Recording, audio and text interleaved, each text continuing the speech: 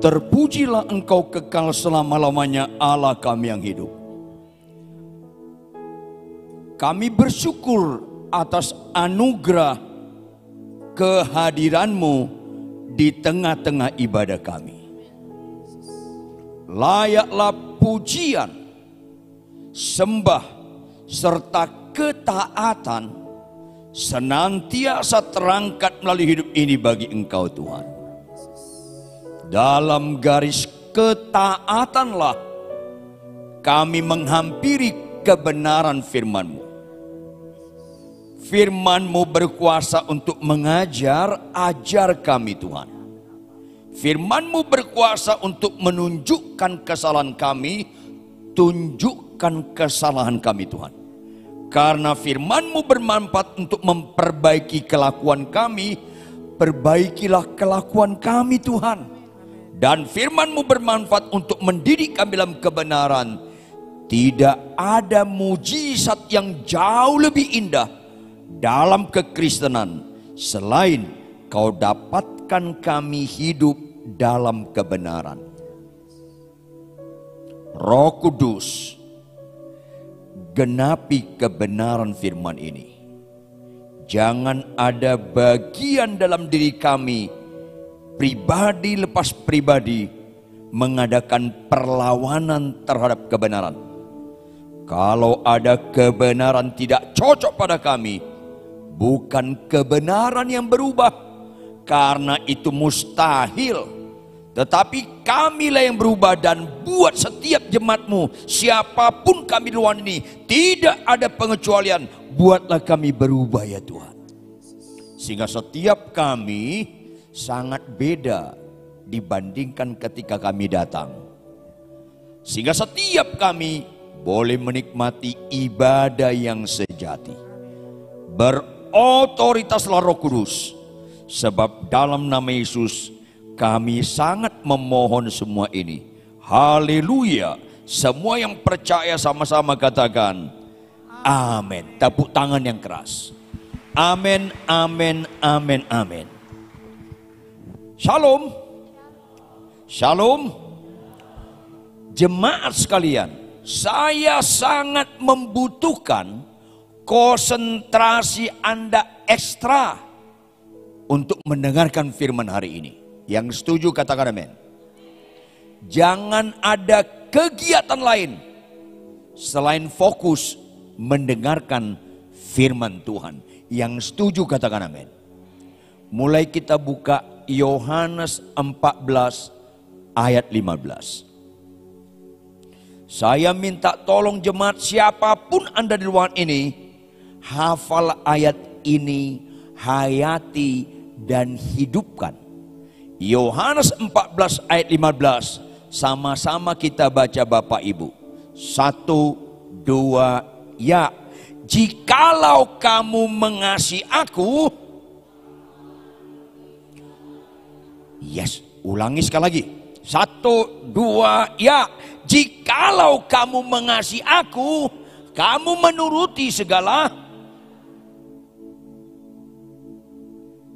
Cermati Bapak Ibu, supaya Anda jangan serupa dengan dunia ini. Jawab Bapak Ibu, orang Kristen suka kesembuhan enggak? Agama lain suka kesembuhan enggak? Penjahat suka kesembuhan enggak? Catat baik-baik, kesembuhan bukan ciri utama Kristen. Catat baik-baik. Kesembuhan bukan ciri utama Kristen. Ini penting supaya Anda jangan gagal fokus. Orang Kristen suka kaya enggak? Agama lain suka kaya enggak? Penjahat suka kaya enggak? Kekayaan bukan ciri utama orang Kristen. Catat baik-baik. Karena banyak gereja-gereja bahkan pengkhotbah menekankan mujizat-mujizat kesembuhan, menekankan mujizat-mujizat kesembuhan, menekankan pemulihan ekonomi, menekankan berlimpah-limpah harta benda. Tetapi tidak hidup dalam kebenaran. Karena ciri utama orang Kristen adalah hidup dalam kebenaran. Jangan gagal fokus. Saya kalau nggak bisa khotbah sampai mati, nggak ada masalah. Nggak bisa khotbah sampai mati, nggak ada masalah.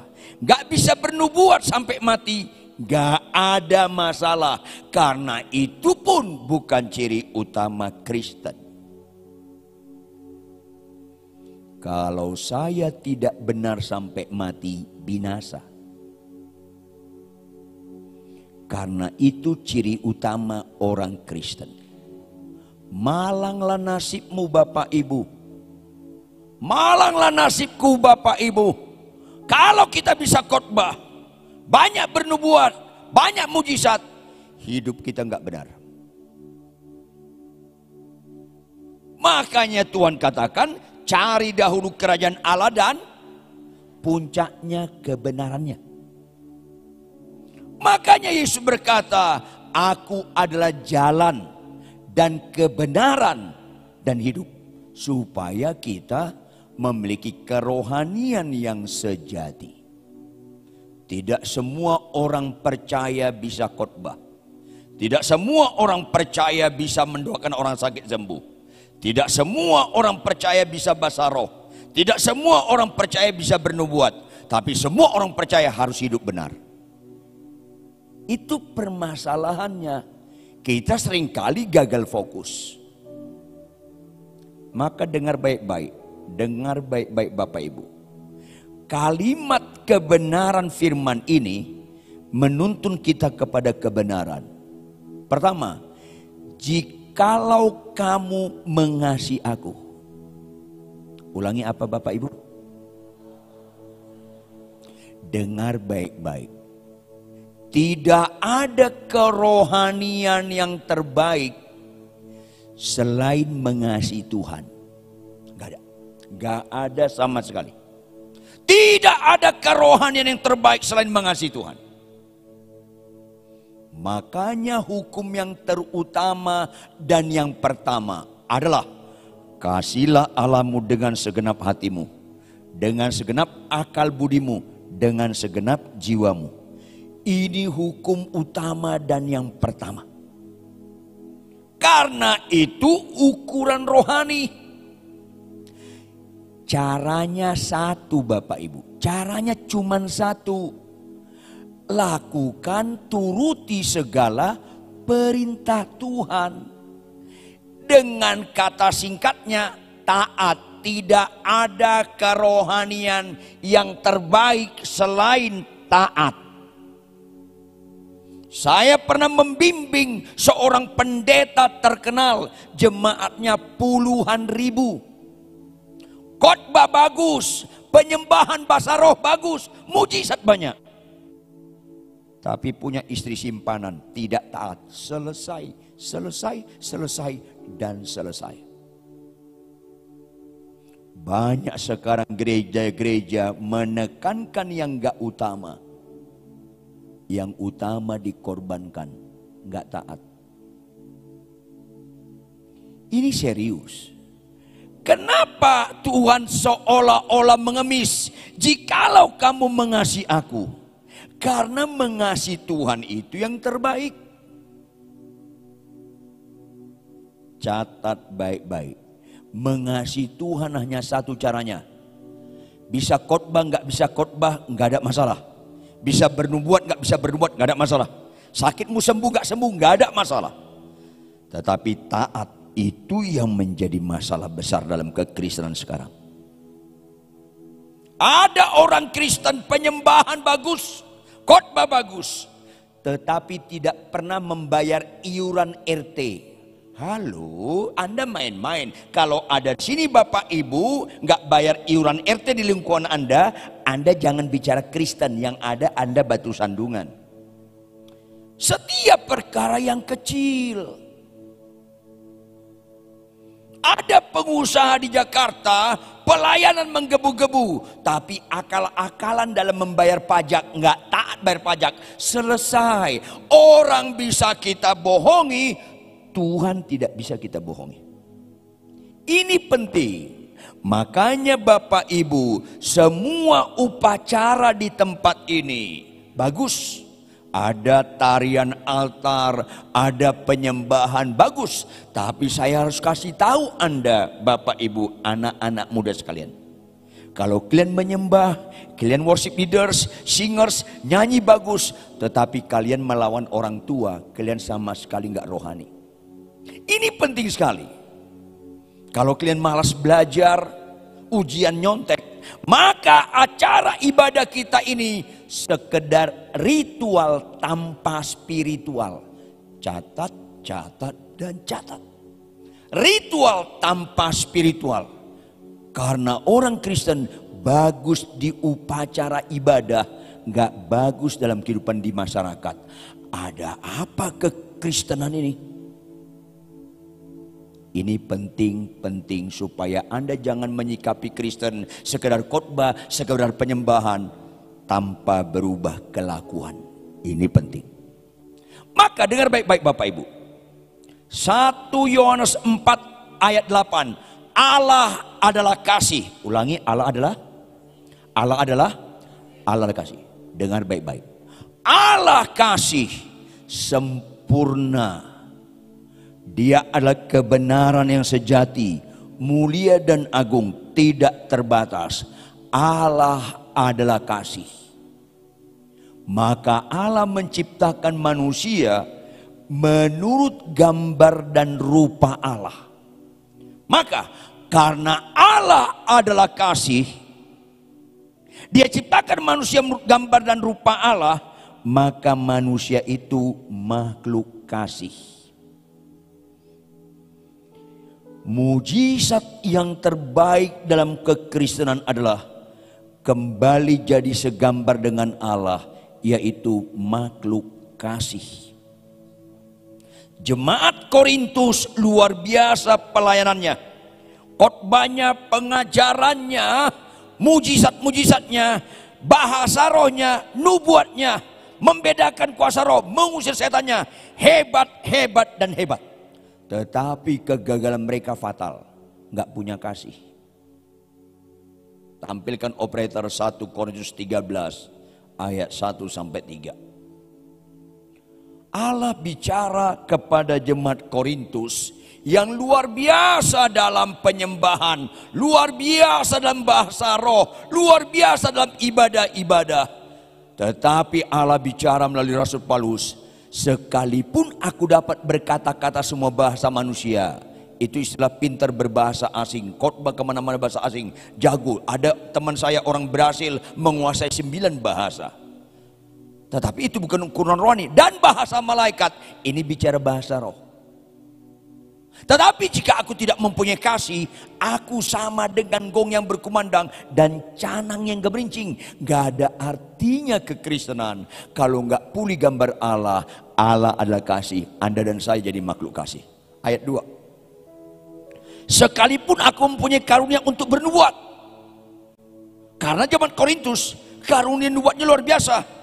Dan aku mengetahui segala rahasia dan memiliki seluruh pengetahuan. Jemaat Korintus tahu permasalahan orang. Tahu, ada ibu-ibu datang langsung tahu, ini masalah ibu.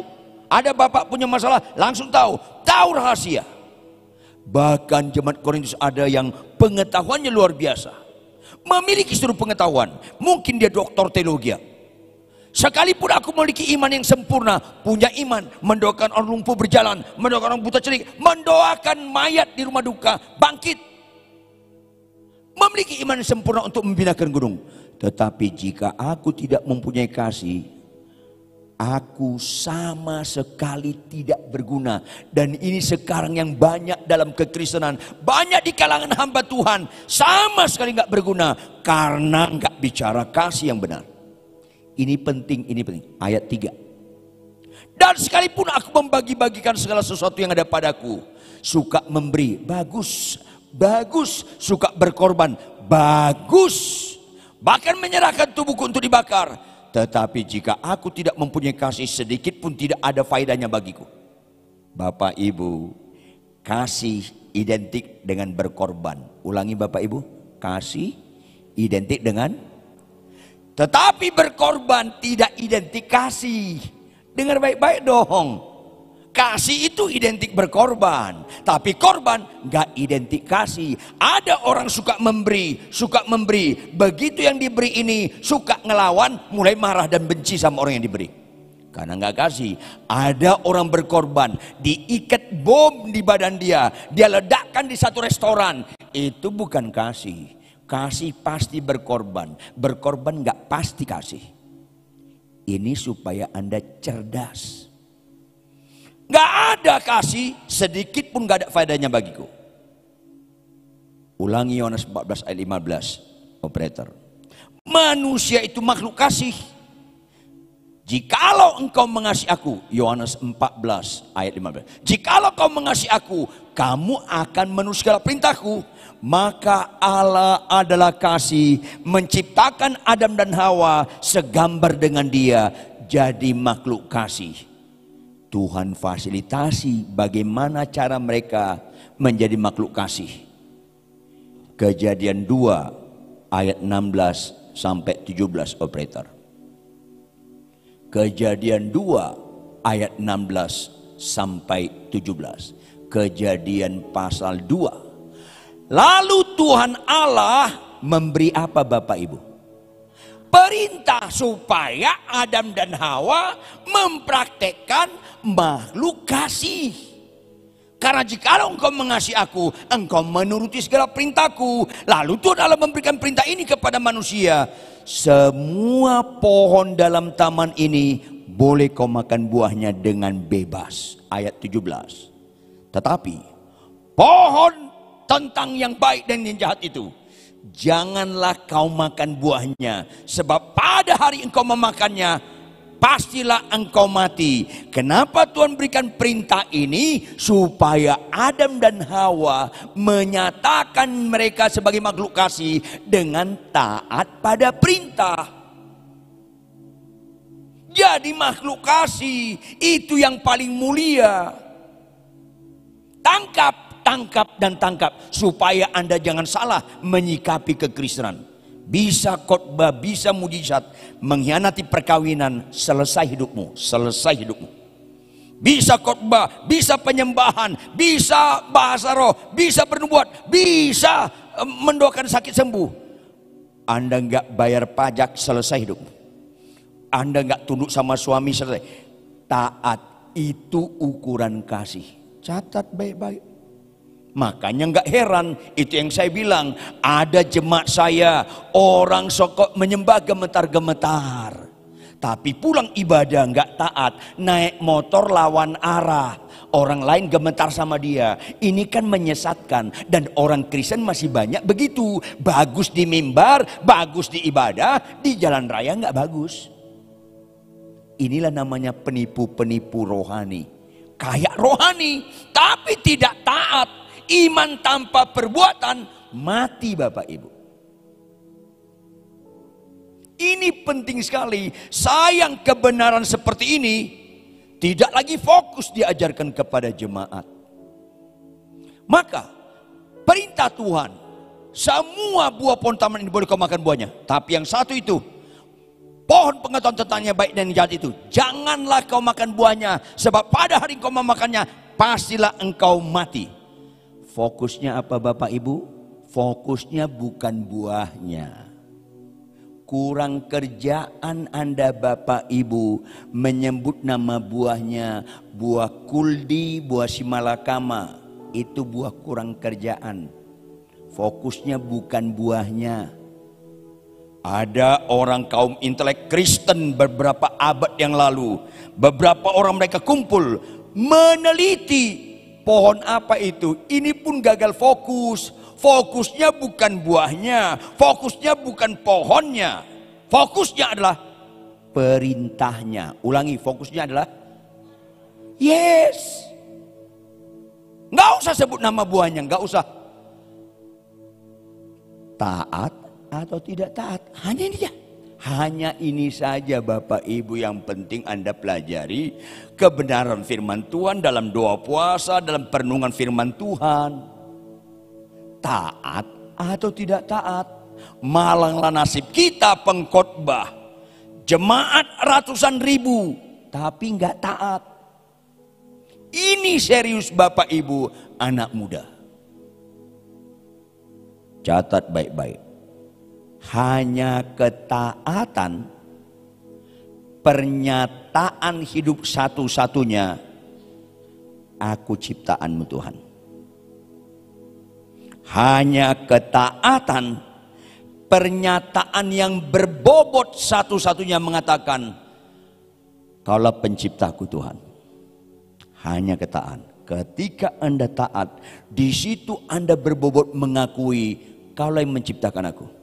Hanya ketaatan satu-satunya statement hidup yang berbobot mengatakan, kaulah Tuhanku, kaulah Rajaku. Hanya ketaatan. Hanya ketaatan satu-satunya pernyataan hidup yang berbobot. I love you Lord, and I live my soul. Hanya ketaatan berbobot kita mengasihi Kristus. Aku mengasihi Engkau Yesus dengan segenap hatiku. Caranya apa? Ku renungkan firman-Mu siang dan malam. Lanjut.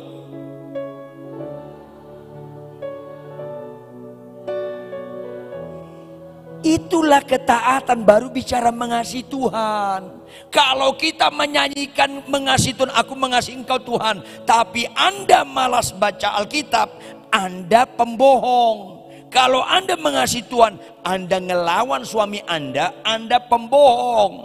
Kalau Anda mengasihi Tuhan, Anda membohongi keuangan terhadap istri Anda penipu. Ini penting Bapak Ibu. Khotbah ini membongkar kemunafikan kita. Nggak otomatis saya khotbah itu mengasihi Tuhan. Nggak otomatis. Taat nggak saya dalam kehidupan sehari-hari? Khotbah, penyembahan, mengangkat pujian, itu harus kesimpulan dari kehidupan taat pelaku firman dalam kehidupan sehari-hari. Maka khotbah itu akan berbobot, maka penyembahan itu akan berbobot. Karena khotbahnya, penyembahannya kesimpulan dari ketaatan. Makanya banyak orang khotbahnya nggak dia lakukan, penyembahannya dia nggak taat pada firman. Itu semua ritual tanpa spiritual. Sebaliknya, dengar baik-baik Bapak Ibu, sebaliknya tidak taat itu sangat serius sekali. Bapak-bapak, ibu-ibu, anak-anak muda, tidak taat adalah pernyataan hidup yang berbobot melawan Tuhan. Catat baik-baik. Tidak taat itu statement hidup yang berbobot melawan Tuhan. Tidak taat itu pernyataan yang berbobot menolak Yesus Tuhan. Tidak taat. Tidak taat yang serius. Sakit kanker nggak serius Bapak Ibu. Nggak usah doa puasa supaya sembuh kanker. Doa puasalah supaya kita taat sampai mati. Sayang khotbah kayak gini kurang populer. Bersyukurlah Anda sebelum meninggal dengar kebenaran firman ini. Supaya kalau tahun depan kita meninggal udah beres hidup kita. Taat, taat, dan taat. Hai suami, kasihlah istrimu, itu perintah Tuhan, bukan perintah suami, bukan perintah istri. Hai suami, kasihlah istrimu. Pak Pendeta, istri saya cerewet. Nggak ada kaitannya kita mengasihi istri karena kelakuan istri. Nggak ada kaitannya, sama sekali nggak ada kaitannya. Bapak-bapak mengasihi istri karena kelakuan istri. Karena kita taat mengasihi istri, kaitannya kita sedang mengakui Yesus Tuhan kita. Kita taat mengasihi istri, biarpun istri kita cerewet sampai mati, nggak ada kaitan. Karena kaitannya kita mengaku Yesus itu Raja kita. Berdaulat atas hidupku, ku berserah penuh. Orang taat itulah berdaulat. Yesus jadi raja bagi hidupnya. Orang taat itulah yang berserah penuh kepada Tuhan. Khotbah bagus tapi tidak taat, maki-maki istri, itu sama sekali nggak pernah rohani. Dan itu kebanyakan orang Kristen dan para pengkhotbah hamba Tuhan masa kini. Catat, catat, dan catat. Hai istri, tunduklah kepada suamimu. Pak pendeta, suamiku kasar. Nggak ada kaitannya Anda tunduk pada suami karena kelakuan suamimu. Nggak ada kaitannya. Dengar, dengar, dengar, supaya rohani Anda sehat, sehat, dan sehat. Anda tunduk pada suami, nggak ada kaitan dengan kelakuan suami. Jangan buat kelakuan suami penentu Anda pelaku firman. Itu membuat Anda punya etika praktis sehari-hari. Suamimu Tuhanmu, karena dia penentu, tergantung kelakuan dia. Itu bodoh dan sesat. Hai istri, tunduklah pada suamimu. Anda tunduk kepada suami karena Anda mengakui, aku sudah ditebus Yesus. Aku bukan kepunyaanku, aku kepunyaan Yesus. Adalah imamat yang rajani, umat yang kudus, kepunyaan dia sendiri. Aku taat tunduk pada suamiku karena kaitannya aku mengaku Yesus Tuhan. Aku mengesus saja. Itulah Anda harus tahu. Penyembahan khotbah tidak pernah berbobot mengaku Yesus Tuhan. Ketaatan satu-satunya yang berbobot mengaku Yesus Tuhan. Tampilkan operator.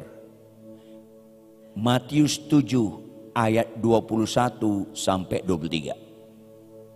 Dengar Bapak Ibu, bukan setiap orang yang berseru kepadaku Tuhan, Tuhan akan masuk dalam kerajaan surga. Bukan. Kalau setiap orang, entah dia pendeta, entah dia pastor, entah dia ketua sinode, apakah dia pengkhotbah, banyak mujizat, jemaat biasa, worship leaders, singers, penari arta, bukan setiap orang yang berseru kepadaku Tuhan, Tuhan akan masuk dalam kerajaan surga. Lanjut Bapak Ibu, melainkan apa? Melainkan dia yang melakukan, apa artinya? Taat. Taat dan taat. Karena apa Bapak Ibu? Banyak orang menyikapi rohani yang salah. Bisa bernubuat, nubuatnya terjadi, itu tanda hamba Tuhan diurapi. Kagak, kagak, dan kagak. Ngusir setan, setannya pergi. Banyak mujizat, orang lumpuh berjalan, buta celik, tanda Tuhan diurapi. Kagak, tidak, dan tidak. Tanda Tuhan diurapi, tanda hamba Tuhan diurapi, dia taat. Apapun situasinya, bagaimanapun kondisinya, dia tetap taat. Dia tidak pernah mengorbankan ketaatannya dengan masalah-masalah hidup. Dia tidak pernah mengorbankan memberikan perpuluhan walaupun ekonominya sulit. Dia tidak pernah mengorbankan untuk mengasihi istri walaupun istrinya cerewet sampai mati. Dia tidak pernah mengorbankan taat tunduk pada suaminya walaupun suaminya kasar dan menipu. Dia tidak pernah mengorbankan hormat kepada orang tuanya walaupun orang tuanya berkelakuan buruk. Itu tanda hamba Tuhan diurapi, taat. Karena apa? Ayat 22 operator. Pada hari terakhir, apa berikutnya? Banyak orang, masalahnya Alkitab menulis tidak bohong, benar-benar. Karena kenyataan memang banyak orang akan berseru kepadaku, Tuhan, Tuhan, bukankah kami bernubuat demi namamu?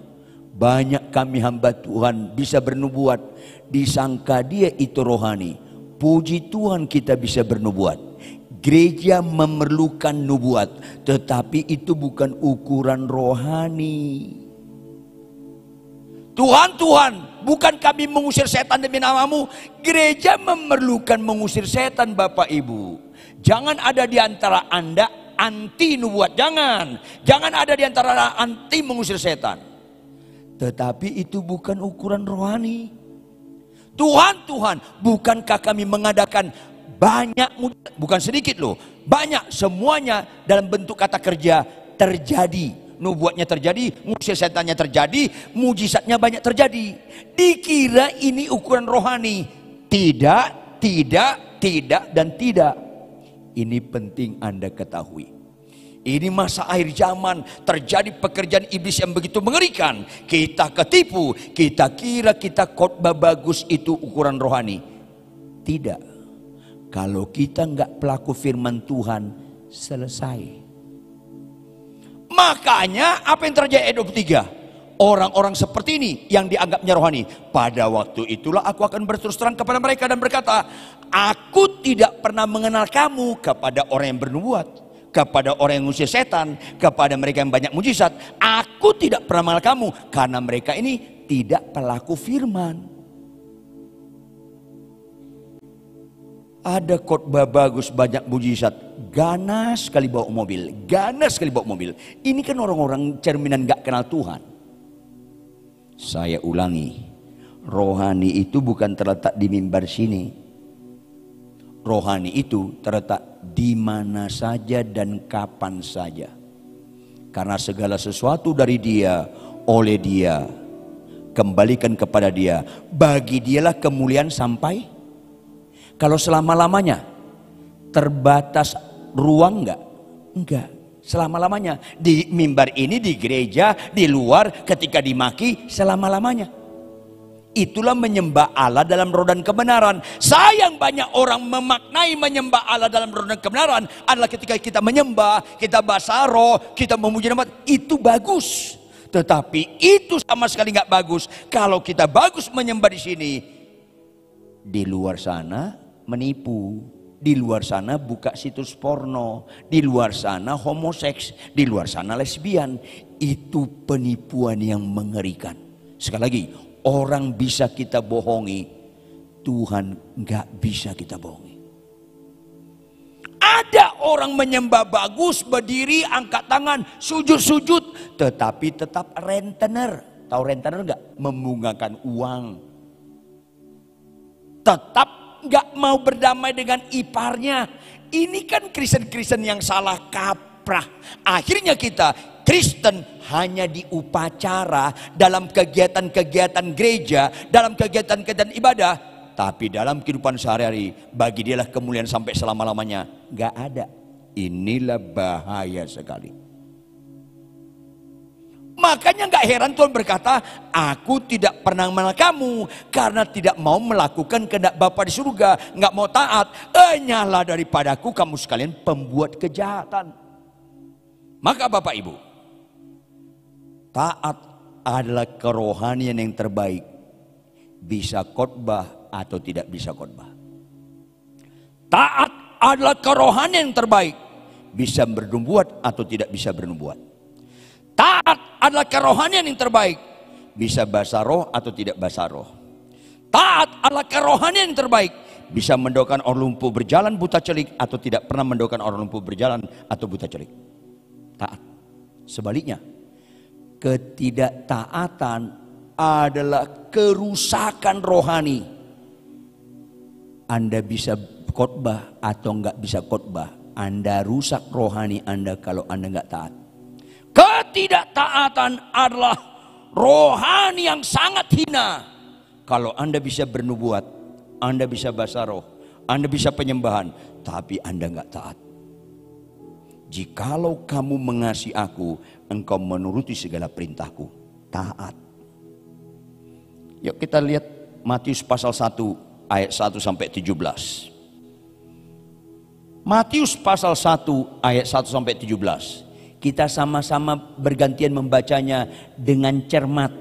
Matius pasal 1 ayat 1 sampai 17. Inilah silsilah Yesus Kristus, anak Daud, anak Abraham. Lanjut.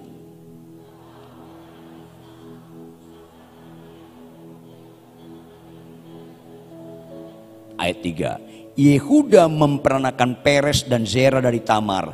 Peres memperanakan Hesron. Hesron memperanakan Ram.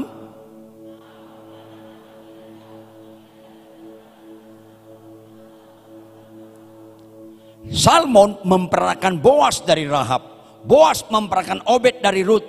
Obed memperanakan Isai.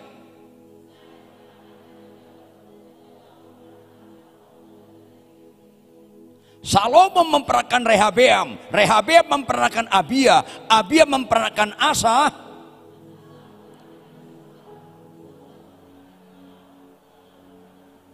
Utsia memperanakan Yotam, Yotam memperanakan Ahas, Ahas memperanakan Hizkia.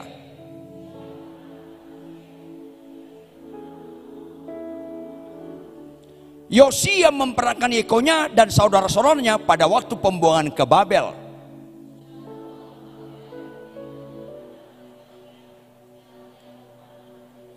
Zerubabel memperanakan Abihud, Abihud memperanakan Eliakim, Eliakim memperanakan Azor.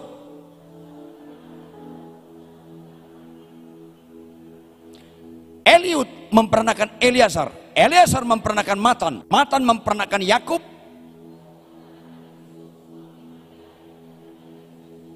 Sama-sama kita baca. Jadi seluruhnya ada 14 keturunan dari Abraham sampai Daud, 14 keturunan dari Daud sampai pembuangan ke Babel, dan 14 keturunan dari pembuangan ke Babel sampai Kristus. Dengar baik Bapak Ibu anak-anak muda sekalian, tolong jawab, ada enggak firman Tuhan ditulis dengan kesalahan? Tidak ada. Ada enggak Alkitab ditulis dengan kebetulan? Enggak. Ada enggak firman Tuhan ditulis enggak sengaja? Ada enggak? Ada enggak Alkitab ditulis dengan usil? Kagak. Semuanya dalam theopnestos pneumatos. Artinya dalam kontrol Roh Kudus penuh. Catat baik-baik. Menurut nilai manusia, kalau silsilahnya jelas, itu bernilai. Kalau enggak jelas, itu keturunan siapa? Dalam kalangan orang Yahudi harus jelas. Anak siapa kamu? Kakeknya kakekmu siapa? Kakeknya kakek-kakekmu siapa? Harus jelas. Itu nilai bagi orang Yahudi, termasuk orang Batak. Kakeknya saya tahu. Ada urutannya. Saya Huta Barat nomor 18. Anak saya nomor 19, cucu saya nomor 20. Itu ada urutannya. Tapi itu nilai manusia, bukan rohani. Berikutnya, orang Yahudi sangat menghargai laki-laki. Silsilah itu harus laki-laki, nggak boleh perempuan. Perempuan nggak dianggap bagi orang Yahudi. Perempuan nggak ada nilai bagi orang Yahudi. Sampai-sampai di Yahudi, termasuk orang gereja, kalau ditanya tolong jawab. Kalau ditanya tolong jawab. Anak Yakub berapa orang? 12. Padahal lebih. Ada perempuan nggak? Dina. Itu pun disebut karena ada masalah. Kalau nggak ada masalah, nggak disebut. Karena perempuan nggak perlu dicatat. Sebenarnya saudara-saudara Yusuf banyak perempuan. Yang disebut satu Dina karena ada kasus. Karena perempuan nggak masuk hitungan. Teliti. Silsilah yang kita baca 14. Berarti berapa keturunan dari Abraham sampai Yesus? Masih bagus matematikanya? Berapa? Ya, 42. Siapa tahu ada nama wanita nggak tertulis di sini? Ada? Berapa? Ini nggak ada yang kebetulan supaya kita mengerti, memaknai kelahiran Kristus yang benar, supaya kita maknai arti rohani yang benar. Tampilkan ada 5 wanita. Ulangin, ada berapa?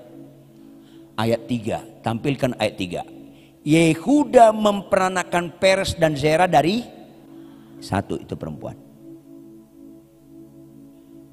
Ayat 5. Salmon memperanakan Boas dari 2. Boas memperanakan Obed dari 3. Tamar, Rahab, dan Rut 3. Ayat 6. Isai memperanakan Raja Daud. Daud memperanakan Salomo dari. Kira-kira istri Uria perempuan atau laki ya? Perempuan. 4 istri Uria. Terakhir yang kelima ayat 16. Ayat 16. Yang kelima ayat 16. Yakub memperanakan Yusuf suami 5. 5 ini disebut berkenan dengan silsilah Yesus Kristus. Catat dan catat. Kenapa Sarah nggak ditulis? Kenapa Sarah nggak ditulis? Apakah ada kesalahan? Tidak. Apakah Matius lupa? Tidak. Kenapa Ribka istri Ishak nggak ditulis? Kenapa Tamar, Rahab, Rut istri Uria dan Maria ditulis? Catat baik-baik. 5-5-nya ini pantas dihukum mati. Catat. 5 ini wanita dianggap nggak bernilai, dicatat lagi yang punya memori cocok dihukum mati. Itulah gambaran Anda dan saya Bapak Ibu, tanpa Kristus kita tidak bernilai. Apa arti bicara bernilai? Jikalau engkau mengasihi aku, engkau menuruti segala perintahku. Pertama, ayat 3. Ayat 3. Matius 1 ayat 3 operator. Kalau kita baca sepintas Matius 1 ayat 3, Yehuda memperanakan Peres dan Zerah dari siapa? Berarti Tamar apanya Yehuda? Istri, padahal bukan. Inilah kalau orang gak baca. Yehuda itu punya anak laki 3. Berapa anak lakinya? Yang pertama Er, yang kedua Onan, yang ketiga Shelah. Er ini anak pertama menikah dengan Tamar. Er jahat di mata Tuhan, mati. Budaya Yahudi, adiknya Er harus menikahi istri kakaknya supaya membangkitkan keturunan bagi kang masnya. Karena orang laki-laki Israel nggak punya keturunan, itu identik dengan kutuk. Maka si Onan harus menikah dengan Tamar untuk membangkitkan anak pertamanya, disebut anak Er. Onan nggak mau. Setiap bersetubuh dengan Tamar dibuang maninya. Setiap bersetubuh dibuang maninya. Itulah onani. Itu jahat di mata Tuhan. Mati. Yehuda berpikir Tamar ini wanita sial. Duh, anak saya dari 3 menikah dengan dia, mati. Budaya Yahudi, Shelah anaknya yang muda harus menikah Tamar, nggak mau dia. Akal-akalan dia. Tamar, kau pulang ke keluargamu di Pekalongan. Loh kenapa Pak? Shelah masih muda, masih sekolah SMA negeri di Cirebon. Nanti kalau besar, itu akal-akalan Yehuda supaya Yehuda jangan menyerahkan Shelah kepada Tamar. Istri Yehuda meninggal, Yehuda jadi dugem. Jadi apa? Dugem, duda gemerlap. Beberapa tahun kemudian dia duda. Dia memotong bulu dombanya di Semarang. Ketika Tamar tahu mertuanya rupanya nggak memberikan Shelah bagi dia, Shelah melakukan kejahatan kelicikan. Di persimpangan mau menuju ke Semarang, dia menyamar jadi pakaian dinas pelacur. Catat itu. Begitu Yehuda lihat ada pelacur, dia selama ini duda, nggak pernah berhubungan sama wanita, disuruh pegawainya duluan ke Semarang. Loh kenapa Tuhan? Masa bodoh, lu pergi deh. Ya udah pergi. Maka dia menghampiri pelacur, padahal menantunya Tamar, dia nggak tahu.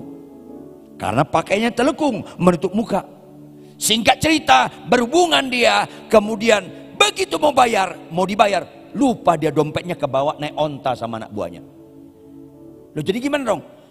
Tinggalkan cincinmu dan tongkatmu. Itu nilai-nilai berharga dalam pernah Yahudi. Nanti kalau kau balik bawa duit kembalikan. Ditinggalkan si Yehuda cincinnya dan tongkatnya. Dia pergi ke Semarang, dia minta dompetnya, dia balik ke Pekalongan membayar Tamar, Tamarnya hilang. Gak ada hilang, gak ada. Kaget, lu kemana ini? Gak ada. Singkat cerita, beberapa bulan kemudian orang Yahudi tahu Tamar hamil. Dilaporkan kepada dia, Yehuda, ya, menantumu Tamar hamil, gak ada suami. Marah Yehuda sekaligus sukacita dia. Kenapa marah? Pura-pura. Kebangetan kau Tamar, gak tahan menunggu anakku yang kecil si Sela. Kenapa kau hamil? Satu sisi dia sukacita, berarti Tamar bisa dibunuh, bisa dirajam. Karena berzina, karena hamil luar nikah, dirajam, dibunuh. Pantas Tamar dihukum mati. Ketika Yehuda tanya, siapa yang menghamili kamu? Tamar dengan tenang mengeluarkan cincinnya Yehuda dan tongkat. Pria yang punya ini yang menghamili aku. Kaget Yehuda. Untung gak stroke dia, gak stroke, gak serangan jantung, gak mati. Berarti memang Tamar pantas dihukum mati. Kayak Anda Bapak Ibu dan saya, kita pantas dihukum mati. Itulah gambaran Tamar. Tapi Tamar ini terangkat namanya. Kejadiannya ini hampir 1000 tahun yang lampau. Diangkat karena nama Yesus Kristus. Tepuk tangan yang keras. Yes. Yang berikutnya ayat 5. Salmon memperanakan Boas dari Rahab. Bapak Ibu, kalau Anda baca ini sangat marah orang Yahudi. Kenapa? Rahab itu orang Yeriko. Orang Yeriko ganas-ganas. Saking ganasnya muka mereka jadi buruk sekali mukanya. Orang Yeriko itu buruk-buruk. Itu pelacur Bapak Ibu, kurang kerjaan keturunan orang Israel, menikah dengan orang Yeriko yang jelek-jelek, kemudian pelacur lagi. Ini kurang kerjaan. Kebayang gak Bapak Ibu, ada suami istri, anak lakinya 1 umur 30 belum menikah. Le, ya Bu, kok kamu belum menikah umur 30 tahun Le? Kau punya kelainan yang gak suka wanita ya? Si Joko yang dipanggil Le ini bilang, ibu kok gitu, aku pria normal. Loh kenapa belum menikah? Kau kan percaya sama Tuhan. Kau aktif pelayanan di Cirebon. Kenapa? Bu, sebenarnya aku punya calon istri. Oh, yang benar. Bawa dong ke rumah. Kenalin sama ibu. Nanti ibu nggak suka. Udah bawa sajalah. Malam minggu dibawa. Orangnya, calon dia orangnya hitam legam. Hidungnya pesek, bengkak gede. Kaget itu mamanya, ibunya si Joko. Udah gosong, hitam, lemu. Lihat sini. Ya Bu, kamu kurang kerjaan, cari yang begini. Emang gak ada perempuan lain di Cirebon? Kenapa orang yang begini? Kan itu kan ibu marah kan? Iya dong, jangan ini deh. Mama nggak tahu namanya siapa. Emang kenapa namanya? Elizabeth, bagus. Sesuai dengan Alkitab. Elizabeth. Terserah namanya Elizabeth. Tapi kok aduh. Apa pekerjaannya? Pelacur. Dia ambil sendal, dilempar itu. Ngerti nggak maksud saya Bapak Ibu? Itulah Anda dan saya. Seharusnya Tuhan jijik lihat kita. Seharusnya Tuhan jijik lihat kita. Karena penuh dengan dosa, belatung-belatung dosa ada pada kita. Tapi Tuhan mengasihi kita. Saking mengasihinya, yang jelek, yang gak ada harapan, Rahab namanya, diangkat lagi dalam Alkitab. Karena nama Yesus. Yes. Berikutnya Rut. Rut juga pantas dihukum mati Bapak Ibu. Naomi dengan suaminya mengalami kelaparan di Israel. Naomi sayang sama suami dan anak-anaknya. kita pindah aja, papi. Pindah kemana mami? Ke Moab. Loh ini bangsa kita. Jangan kita Allah marah kalau kita mengandalkan bangsa lain dalam penyelamatan. Loh kita kelaparan gimana? Biar kita mengandalkan Allah. Tetap Naomi ngotot. Ketika mereka pindah ke Moab, itu marah orang-orang Yahudi. Kenapa kau pindah? Lo di sini kelaparan, suamiku nanti mati, anak kedua laki nanti mati. Enggak, gue selamat. Dibawa ke Moab Bapak Ibu, dibawa ke Moab. Yang terjadi bukan selamat, suaminya mati. Di dalam kalangan orang Israel lebih berharga laki-laki daripada perempuan. Naomi silakan kau mati, tapi suamimu yang laki-laki jangan mati. Kenyataan mati. Niatnya menyelamatkan tapi mati. 2 anak lakinya dinikahkan dengan orang Moab. Yang satu namanya Orpa, yang kedua namanya Rut. Menikah, nggak punya anak, mati anaknya dua-dua. Naomi, kau bawa 3 pria laki-laki supaya selamat nggak kelaparan ke Moab. Yang terjadi mati semuanya. Itulah gambaran kita Bapak Ibu. Di luar kebenaran walaupun bisa khotbah. Di luar kebenaran walaupun bisa penyembahan. Mati rohani kita. Jangan main-main dalam kebenaran. Karena Yesus jalan dan kebenaran dan hidup. Banyak orang bisa khotbah, gak benar perkawinannya. Banyak orang bisa khotbah, gak benar penggunaan uangnya. Banyak orang bisa khotbah, tapi gak benar kelakuannya, sombong. Ini perlu kita perhatikan Bapak Ibu. Supaya kita jangan percaya kepada Yesus sekedar ritual tanpa spiritual. Kelakuan banyak orang aktivis gereja. Sok, sombong, pemarah, gampang tersinggung, sakit hati, membenci menantunya, gak berdamai sama mertuanya. Kristen apa ini? Bagus khotbahnya, bagus pimpin pujiannya, tapi kelakuannya buruk. Ini ngawur. Kemudian Naomi pulang ke Israel, siap dihukum mati.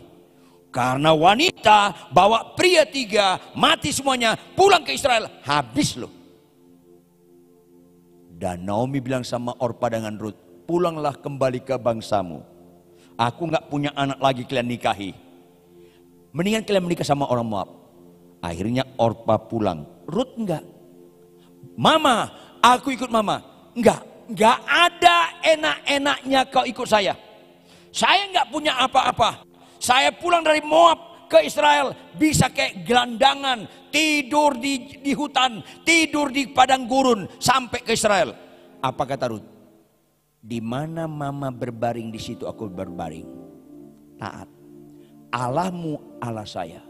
Begitu mereka balik ke Israel, itu nyinyir semua orang Israel. Cocok si Naomi ini gantung. Di tengah-tengah cocok Naomi si gantung. Kok nongol orang perempuan Moab, Rut.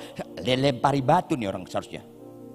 Tetapi kenyataannya, nama yang hina, yang pantas dihukum mati, Rut jadi terangkat dan bernilai karena nama Kristus.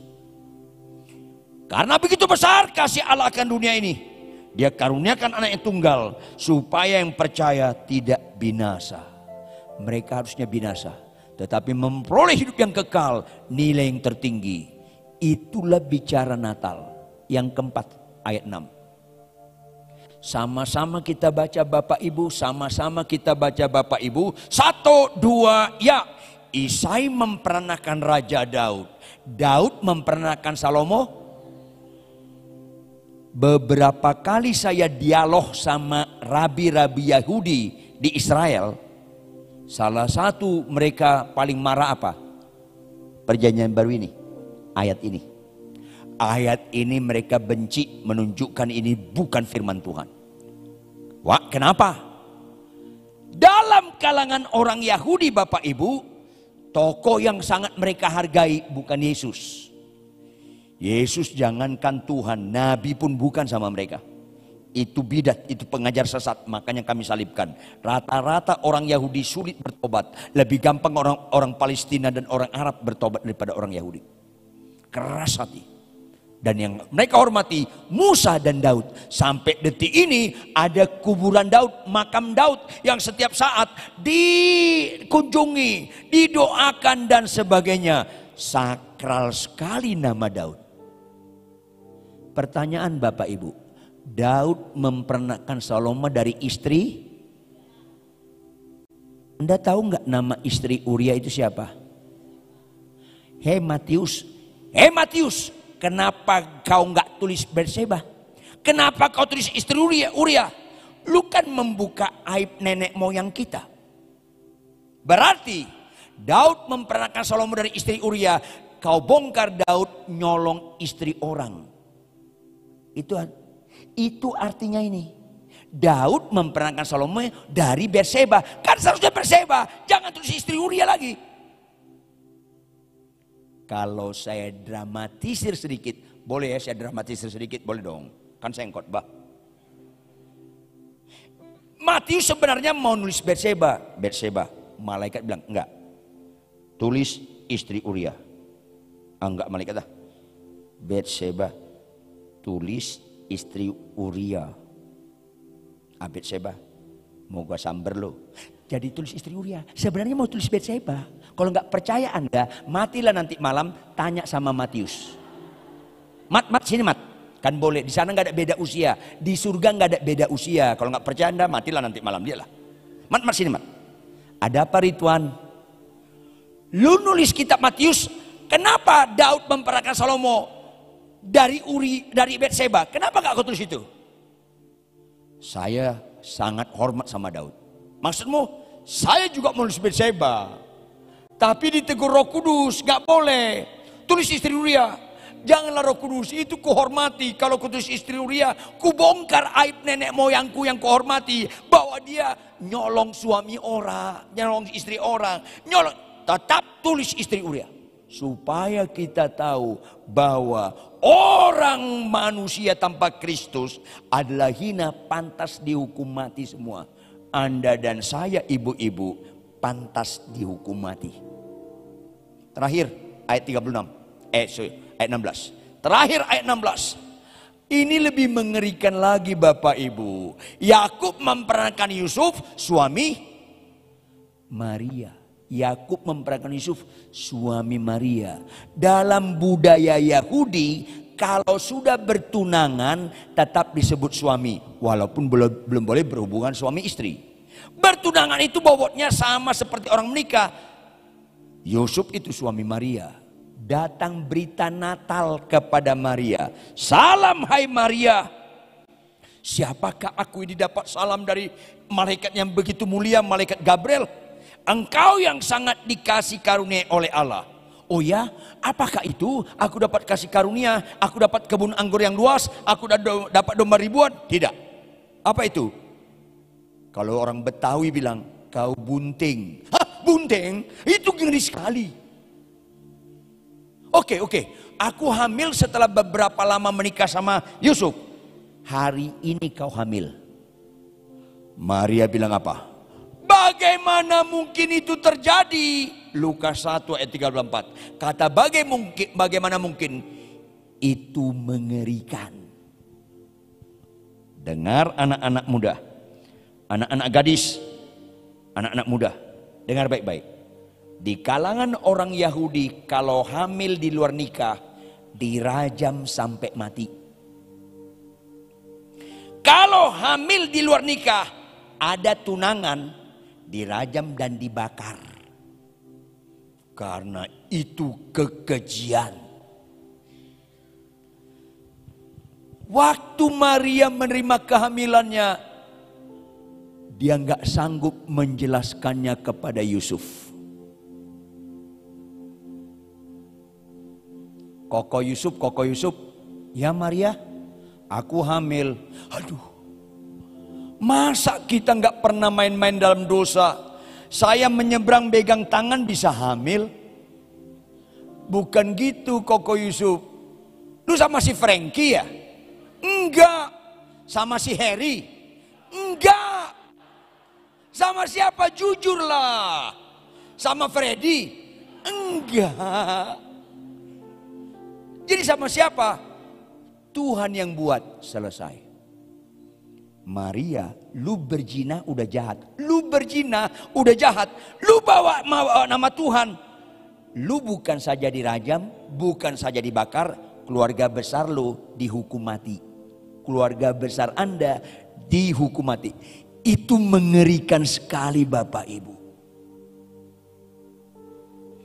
Makanya Maria nggak sanggup menjelaskan kepada Yusuf. Ketika Yusuf diam-diam mau menceraikan Maria, logika berpikirnya sederhana. Rupanya dia lebih cinta sama si Frankie daripada saya.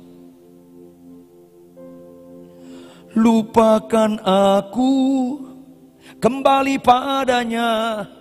Aku bukan siapa-siapa untukmu. Saya dramatisir sedikit. Kan saya khotbah. Malaikat datang. Stop lu. Stop lu Yusuf. Siapa lu? Lu jagoan Pekalongan? Kagak, saya malaikat. Malaikat, maksud lu apa? Kau kembali kepada Maria. Kalau kau malaikat, kau pasti tahu. Maria hamil. Dengan teman kuliahnya yang dulu namanya Frankie. Lu jangan ngomong begitu, gua samber lu. Jadi gimana? Itu Tuhan yang buat. Yang benar malaikat. Itu Tuhan yang buat. Kembali. Akhirnya Yusuf mengerti. Dia balik, dilihatnya Maria ada di bawah pohon, ada bangku, duduk merenungkan Tuhan, bagaimana aku menjelaskan kepada Yusuf. Begitu Yusuf dekati Maria, Maria ngomong, Yusuf, ya akan saya khotbah. Kok Yusuf ngapain? Maria, rupanya kau hamil. Iya kok Yusuf. Kenapa kau ngomong? Aku nggak bisa menjelaskan. Pasti kau salah mengerti. Aku ngerti. Rupa itu pekerjaan Roh Kudus. Kok Koko Yusuf tahu? Aku hampir disambar malaikat tadi mau pergi ke arah Tegal. Jadi Koko ngerti? Ngerti. Tenang Maria. Aku tetap setia. Jangan khawatir. Aku tidak menceraikan kau. Terima kasih Ko Yusuf. Tetapi Ko Yusuf nggak cukup begitu. Loh kenapa? Itulah laki-laki berpikir gampang-gampang saja. Loh kenapa? Kau sama saya harus ke rumah orang tua saya. Loh ada apa? Minta minggu depan kita menikah paling lambat bulan depan. Loh kenapa bisa begitu? Itulah laki-laki. Hamil itu perut melendung. Laki-laki nggak melendung. Maksud lo, kalau melendung ketahuan, aku dibunuh. Baru kaget Yusuf. PR-nya gampang? Enggak. Mereka pergi ke rumah Maria. Salam om tante. Salam. Saya lihat wajah kalian kayaknya ada masalah ini. Iya om tante. Apa itu? Duduk. Om tante. Kami minggu depan menikah. Kalian kok asal ngomong, anak muda asal ngomong. Pernikahan di kalangan orang Yahudi itu sakral sekali. Dan itu bukan keputusan anak, keputusan orang tua. Saya dengan papa mamamu Yusuf sudah rencana menikahkan kalian 2 tahun ke depan. Bukan gitu om, kami mau menikah paling lat bulan depan. Tidak, 2 tahun lagi. Bukan gitu om. Loh ada apa nih? Serius, ada apa nih? Maria hamil. Kaget sekali. Maria, lu singers di eklesia. Hamba Tuhan Ibu Nani mengatakan kau rohani. Kenapa lu hamil? Lu juga Yusuf, lu pemain musik di eklesia. Kenapa kalian gak tahan diri? Yusuf pasti ngomong apa? Om bukan gitu om, apalagi bukan? Apalagi bukan? Mau cari alasan kamu? Bukan saya mengamili Maria. Itu mengerikan Bapak Ibu. Pasti tangan papanya Maria melayang ke pipinya Yusuf. Gepar, digampar tuh. Maksudmu anakku yang begitu mencintai kau main-main sama pria lain. Lu jangan kurang ajar ya. Kamu kira saya nggak bisa mendidik anak saya? Anak saya setia sama kamu. Kau bilang bukan kau yang menghamili. Kau nggak mau bertanggung jawab. Om jangan begitu dong om. Tanya Maria. Nggak mudah. Maria, benar kan Yusuf yang mengambil kamu? Bukan papi. Aduh. Bisa serangan jantung itu papinya Maria. Bapak Ibu jangan baca begini tanpa mengerti maknanya. Banyak orang Kristen lahir Yesus juru selamat, jingle bells, tetap main dosa, kan ngeri. Natal pakaian bagus, makan kue, sibuk ayat hafalan, acara di gereja, acara di gereja, sibuk. Tapi Anda tetap nggak meninggalkan dosa. Lu menjijikkan Bapak Ibu. Catat baik-baik, catat baik, catat baik-baik. Tamar, Rahab, Rut, istri Uria, Maria, semuanya pantas dihukum mati. Kenapa 5 ini diangkat? Gambaran yang paling serius dalam hidup ini. Kau tidak menuruti perintahnya Bapak Ibu. Serius sekali kau bapak-bapak tidak mengasihi istrimu, kau tidak taat. Serius sekali kau ibu-ibu, kau tidak tunduk pada suamimu, kau enggak taat. Serius sekali kau anak muda melawan orang tuamu, kau tidak taat. Semua ibadah-ibadah kalau tidak taat itu sia-sia di atas segala kesia-siaan. Catat, catat, catat dan catat. Jangan main-main. Jikalau engkau mengasihi aku, engkau menuruti segala perintahku, taat. Adam dan Hawa, semua buah pohon di taman ini jangan boleh kau makan. Yang satu itu jangan kau makan. Perintah, taat. Karena ketaatan satu-satunya statement hidup yang berbobot berkata, aku mengasihi engkau Tuhan. Ketaatan satu-satunya menggambarkan rohani yang penuh dengan urapan. Ketaatan. Catat, jangan gagal fokus. Jangan gagal fokus. Maka bagian-bagian akhir kita buka Lukas pasal 1 ayat 34 sampai 38. Kata Maria kepada malaikat itu, bagaimana hal itu mungkin terjadi karena aku belum bersuami? Ayat 35. Jawab malaikat itu kepadanya, Roh Kudus akan turun atasmu dan kuasa Allah yang Maha Tinggi akan menaungi engkau, sebab anak yang akan kau lahirkan itu akan disebut kudus, anak Allah. Ayat 36. Dan sesungguhnya Elisabet sanakmu itu, ia pun sedang mengandung seorang anak laki-laki pada hari tuanya, dan inilah bulan yang ke-6 bagi dia yang disebut mandul itu. Ayat 37. Dalam konteks ketaatanlah gunakan identitas Allah. Jangan gunakan sebab bagi Allah tidak ada yang mustahil untuk kesembuhan. Jangan gunakan itu. Ibu, kau kanker, tidak ada yang mustahil bagi Allah, Tuhan akan menyembuhkan. Jangan gunakan itu Bapak Ibu. Karena istilah tidak ada yang mustahil bagi Allah. Bagi Allah tidak ada yang mustahil. Artinya yang lain gak bisa lakukan. Iblis pun gak bisa lakukan. Hanya Allah. Itulah ketaatan sampai mati. Catat Bapak Ibu. Iblis bisa membuat orang lumpuh berjalan gak? Yang keras jawab. Buta celik? Miskin kaya? Mayat bangkit, bisa. Itu akan demonstrasi iblis pada akhir zaman, sehingga mayoritas orang gereja, orang persekutuan akan disesatkan gara-gara fokusnya mujizat, bukan ketaatan. Jangan lagi kagum dengan lumpuh berjalan, karena itu bukan kehebatan. Sakit sembuh itu mujizat Tuhan terendah. Saking rendahnya, Tuhan perlu nggak waktu tahunan mendoakan orang sakit sembuh? Enggak, karena kecil tuh. Buta celik cukup detik, kusta sembuh cukup detik, lumpuh berjalan cukup detik, Lazarus bangkit cukup beberapa menit, langsung bangkit. Karena itu mujizat terendah. Jawab Bapak Ibu, membuat orang pemarah jadi lemah lembut perlu tahunan nggak? Iya, yang pemarah lihat saya. Beri dirimu diproses. Yang pemalas anak-anak sekalian, jadi rajin. Bisa enggak instan? Enggak, Anda perlu sangkal diri pikul salib. Yang pembohong jadi jujur, itu perlu proses. Apalagi sombong rendah hati. Jangankan yang berat-berat. Orang pelit, yang pelit lihat saya.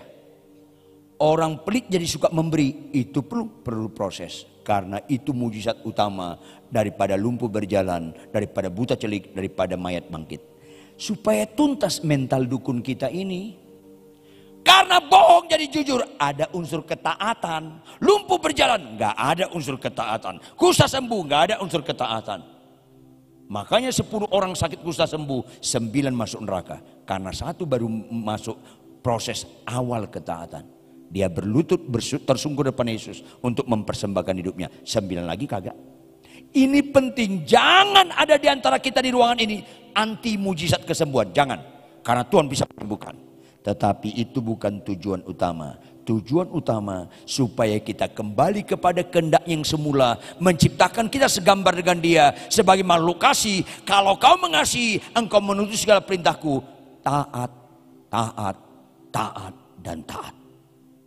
Mulai setiap perkara kecil, Bapak Ibu anak-anak muda, capek tidak capek, ngantuk tidak ngantuk, sehat kurang sehat, konflik tidak konflik dalam rumah tangga, tetap bangun pagi Anda baca Alkitab. Mulai dari ketaatan yang sederhana. Bagaimanapun pendapat Anda, setia memberikan perpuluhan. Bagaimanapun kelakuan suamimu, ibu-ibu, taat tunduk pada suami. Bagaimanapun kelakuan istrimu, bapak-bapak, taat mengasihi istri. Bagaimanapun kelakuan orang tuamu, anak-anak, taat menghormati orang tua. Bagaimanapun kelakuan ipar kita, menantu, mertua, sejahat apapun, taat mengasihi mereka. Kasihlah sesama, kasihlah musuhmu. Ketaatan adalah gambaran sukacita yang mulia. Maka Maria berkata, ayat 38. Ini dia gambaran. Maria mewakili 4 wanita. Dalam Lukas pasal 1 ayat 38. Apa kata firman Tuhan Lukas 1? Kata Maria, sesungguhnya aku ini adalah, Bapak, Ibu, siapapun Anda di ruangan ini, anak-anak, siapapun Anda di ruangan ini, kita semua hamba Tuhan. Bukan hanya pendeta hamba Tuhan. Bukan hanya pengkhotbah hamba Tuhan. Setiap orang percaya, lunas dibayar oleh pengorbanan Kristus. Kau dibeli Yesus, kau doulos, dia kurios. Kita hamba Tuhan. Ulangi, kita apa? Lebih keras kita apa? Makanya Bapak Ibu dengar baik-baik. Maria bukan bunda Tuhan. Catat, catat, catat. Maria bukan bunda Tuhan. Maria bunda Yesus dalam kemanusiaannya. Jangan sesat. Maria bunda Yesus dalam kemanusiaan Yesus. Tapi dalam ketuhanan Yesus, dimulai dengan kata sesungguhnya. Arti sesungguhnya yang sebenarnya. Ini yang aslinya. Aku ini adalah hamba Tuhan. Maria itu di depan Tuhan Yesus Kristus hamba, bukan bunda. Konsekuensi hamba Tuhan taat. Jadilah padaku menurut perkataan. Kata perkataan di sini penekannya perintah. Perintah Maria hamil. Walaupun harus mungkin dirajam, mungkin bisa dibakar, mungkin keluarga besarnya bisa dibunuh, tetapi taat. Maka pulanglah dari tempat ini Bapak Ibu, peringati hari lahir Yesus, bukan sekedar semaraknya acara-acara ibadah, itu bagus, tapi bukan sekedar semaraknya acara-acara. Bagusnya latihan-latihan itu Anda harus latihan untuk Natal kita. Katakan amin. Tapi semuanya itu sia-sia kalau Anda tidak taat melakukan perintah Tuhan. Maka milikilah tingkat kesabaran tinggi. Sesungguhnya aku ini adalah hamba Tuhan. Jadilah kepadaku menurut perkataanmu, apapun resikonya, dilempari batu, dirajam. Jadilah padaku menurut perkataanmu. Kau katakan aku sebagai suami mengasihi istri, walaupun kadang-kadang harga diri jadi direndahkan, gak apa-apa, aku tetap taat mengasihi istriku. Walaupun istriku berkata aku mau cerai, tetap aku taat mengasihi dia. Aku tetap taat tunduk pada suamiku. Itu kau ucapkan ibu-ibu. Walaupun suamiku kasar, maafkan saya. Walaupun suamiku nyeleweng, tetap jangan cerai. Alkitab berkata nggak boleh cerai. Karena orang Kristen harus fokus ketaatan.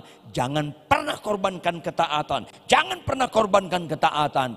Karena disitulah kita mengerti arti Natal. Pulanglah dari tempat ini Bapak Ibu. Puji Tuhan kau bisa worship leader. Puji Tuhan kau bisa bahasa roh. Puji Tuhan kau bisa menyembah.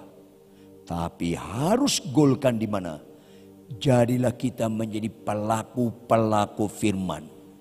Karena iman tanpa perbuatan mati. Penyembahan khotbah tanpa perbuatan mati. Maka setiap kita harus berani berkata, sesungguhnya aku ini hamba Tuhan. Jadilah kepadaku menurut perkataanmu itu. Yang setuju katakan amin. Yang setuju katakan lebih keras amin. Yang setuju bangkit berdiri di tempat masing-masing. Dengan iman bangkit berdiri.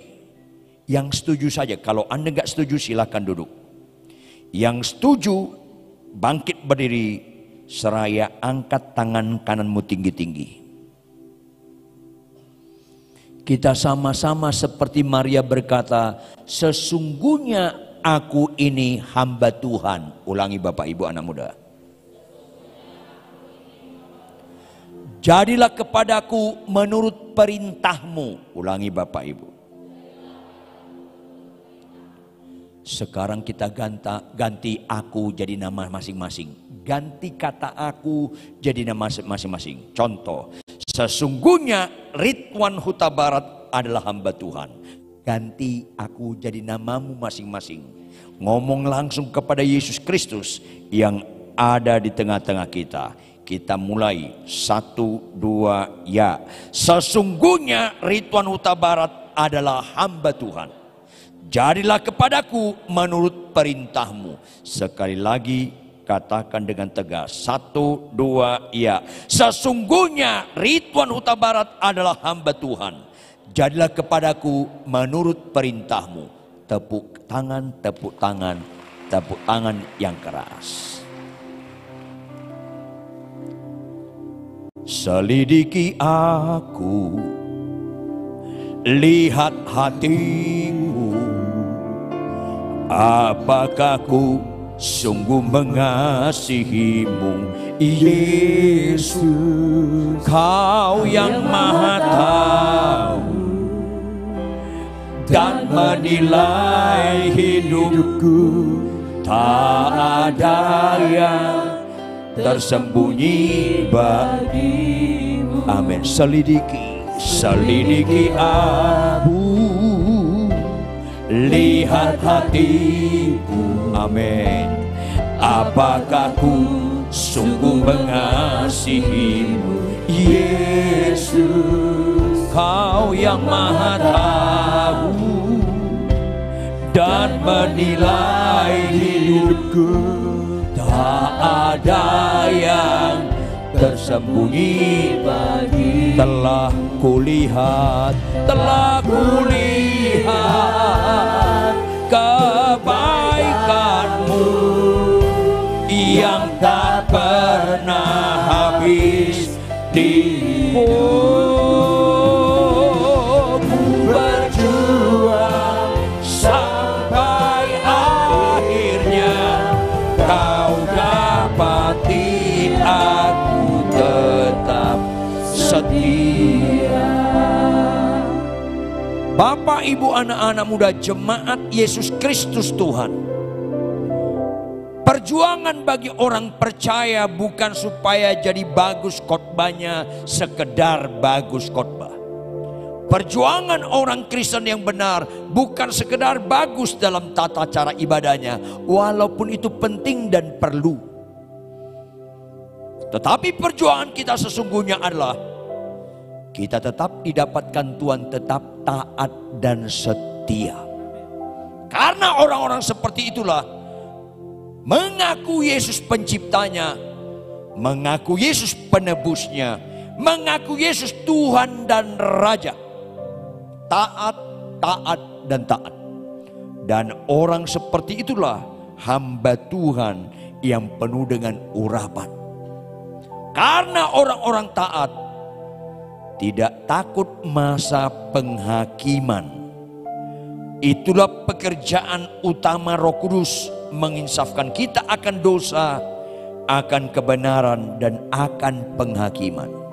Tetapi karena banyak orang Kristen bagus khotbah, bagus penyembahan, bagus ibadah, tetapi dalam kehidupan sehari-hari tidak taat, dan tidak taat, maka mengerikan pada masa penghakiman. Karena Tuhan akan berkata, aku tidak pernah mengenal kamu, enyalah engkau sekalian pembuat kejahatan. Karena bagi orang yang percaya kepada Yesus, ketidaktaatan adalah kejahatan yang besar. Karena ketidaktaatan adalah pernyataan hidup melawan Tuhan, menolak ketuhanan Yesus, menolak pimpinan Roh Kudus. Oleh karena itu Bapak Ibu, angkat tangan kananmu tinggi-tinggi, ambil keputusan, kita mau taat sampai mati. Katakan amin. Telah kulihat kebaikanmu yang tak pernah habis di hidupku. Ku berjuang sampai akhirnya kau dapati aku tetap setia.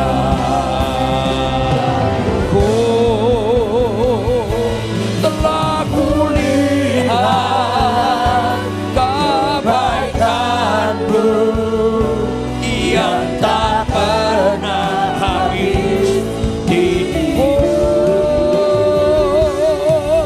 Berjuang sampai akhirnya kau dapati aku tetap setia. Kau dapati aku tetap setia. Kau dapati aku tetap setia.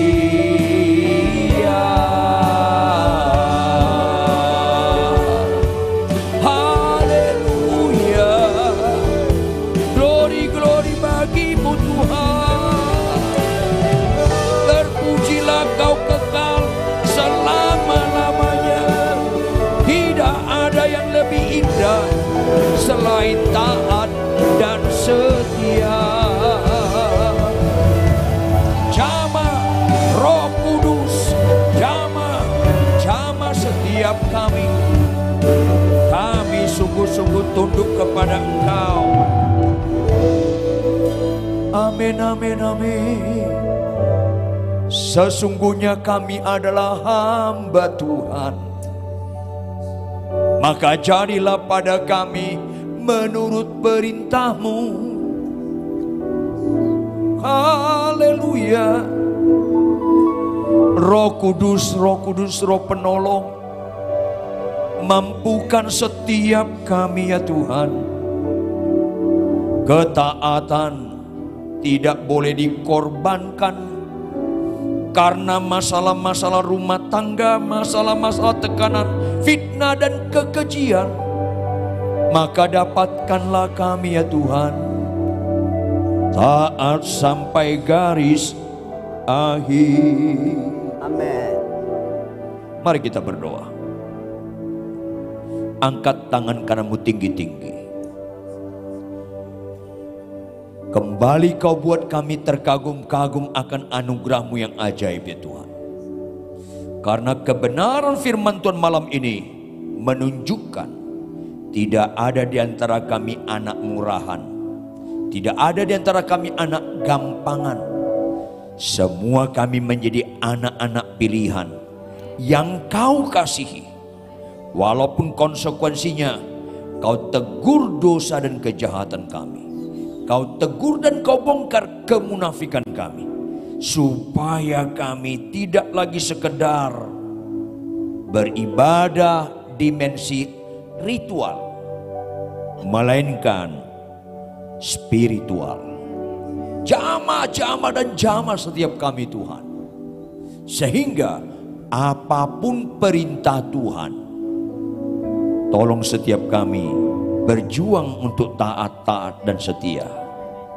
Roh Kudus berikan kekuatan kami. Kami tidak pernah mengorbankan ketaatan menjadi pelaku firman Tuhan.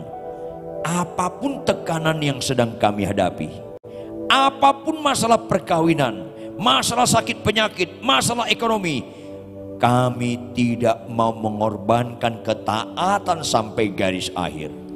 Karena mujizat yang paling indah adalah taat melakukan perintah Tuhan sampai kami mati.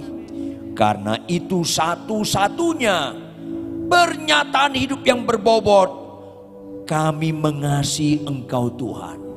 Pernyataan hidup yang berbobot, kami kembali kepada kehendak-Mu yang semula. Kami makhluk kasih karena Engkau adalah kasih.